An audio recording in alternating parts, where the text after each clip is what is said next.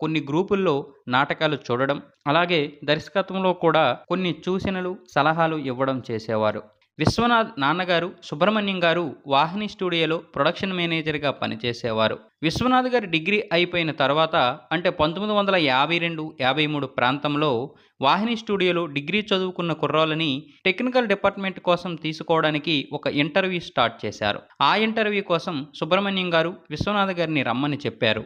"నీకు ఇష్టమైతే వాహిని స్టూడియోలో చేరు" అన్నారు. విశ్వనాథ్ గారికి ఎలాగో ఉద్యోగము లేదు. పైగా సినిమా పరిశ్రమ అంటే ఇష్టం ఉండడంతో చేరతానని చెప్పారు. ఆయన మొదట కెమెరా డిపార్ట్మెంట్‌లో చేర్పించారు. కెమెరాల్ని జాగ్రత్తగా చూసుకోవడం, షూటింగ్‌కి స్పాట్ కెమెరాల్ని పంపించడం, అలాగే ప్యాకప్ అయ్యాక వాటిని రిసీవ్ చేసుకోవడం, ఈ రికార్డ్ మెయింటెనెన్స్ చేయడం విశ్వనాథ్ గారి డ్యూటీ.